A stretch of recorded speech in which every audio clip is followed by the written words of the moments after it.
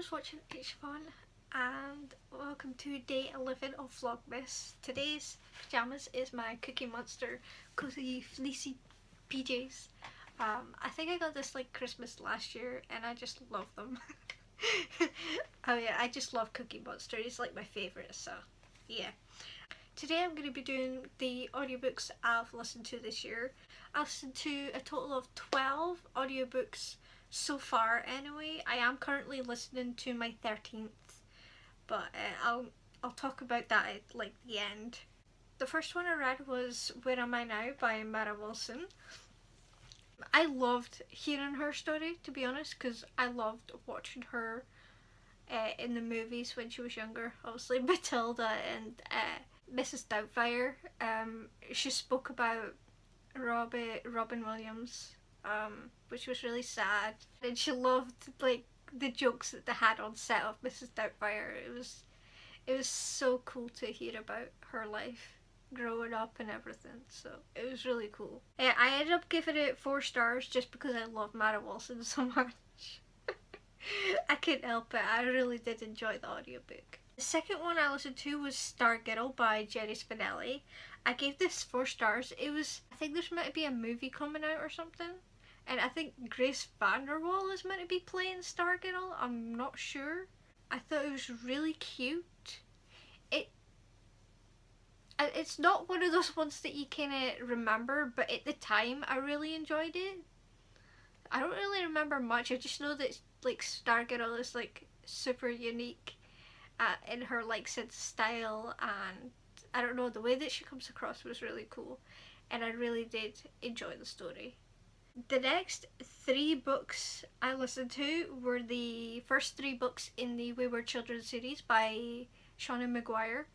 The first 2, Every Heart a Doorway and Down Among the Sticks and Bones, I re-listened to them. I had read them first last year from the library, and I re-listened to them again this year on Scribd, and then I listened to Beneath the Sugar Sky on Scribd as well, not long after the other 2, and I gave all 3 of them 4 stars. I loved each of their individual stories and how they all combine into each other. I really like that, and I can't wait to continue on with the other ones. The next one I read was You by Caroline Kepnes. This one I did give 4 stars at the end. I like thrillers, but I'd never listened to one before, so it was interesting. It was hella creepy. I have not watched the Netflix show yet, but some of the stuff that he thought about while stalking the girl was creepy as hell, and I just but I still liked it. I was disgusted by him. But yeah, I think when a book gives you like that kind of reaction and you outwardly show it, then you know that it's a good book and it's got a reaction out of you. So that's why I gave it 4 stars.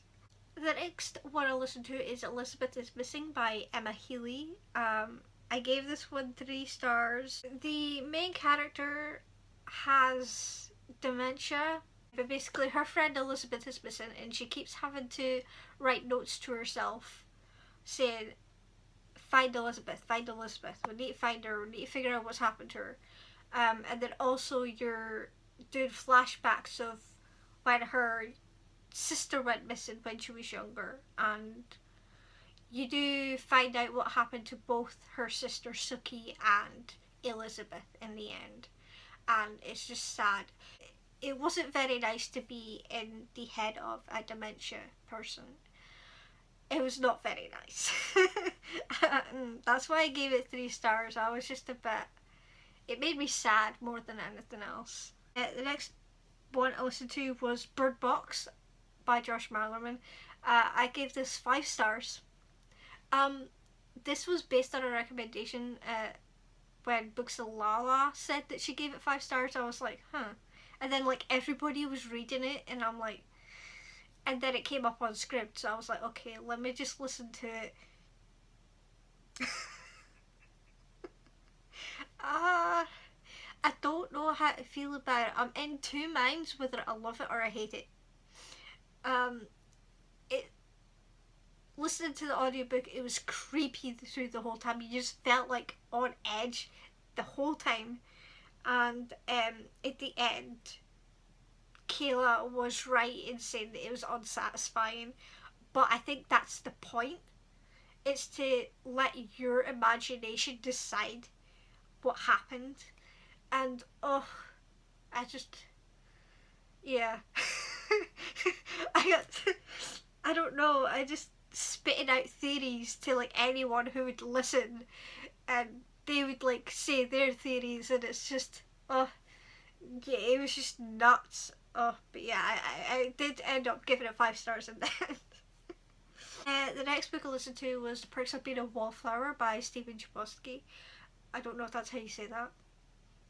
But I had watched the movie before I listened to it. I do also have the book in here, but I didn't have it with me on holiday when I listened to it.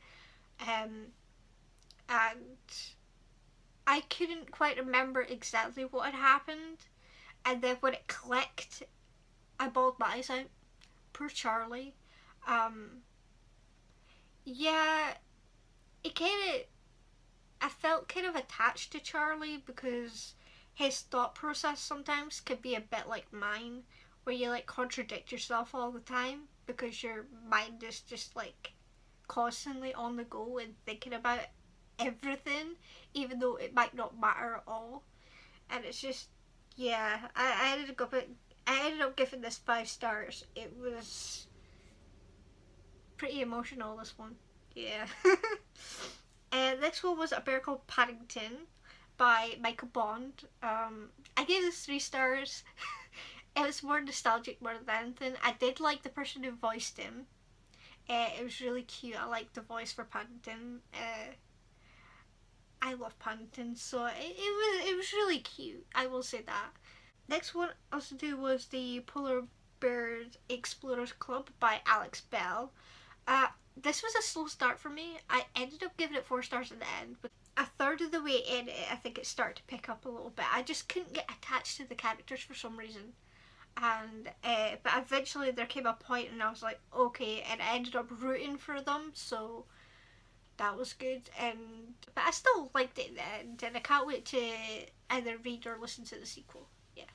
The last book I listened to, which I not long finished, I think last week, was Undead Girl Gang by Lily Anderson. I gave this 3 stars because I like the gruesome parts. That's just me. Being a fan of horror and stuff. But the other side of it, I know teenagers can talk immature, but I thought it was just a little too immature for me. I don't know. And I also did see the killer coming a mile off.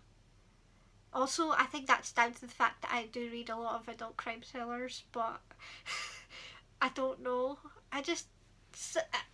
It was an easy listen, basically.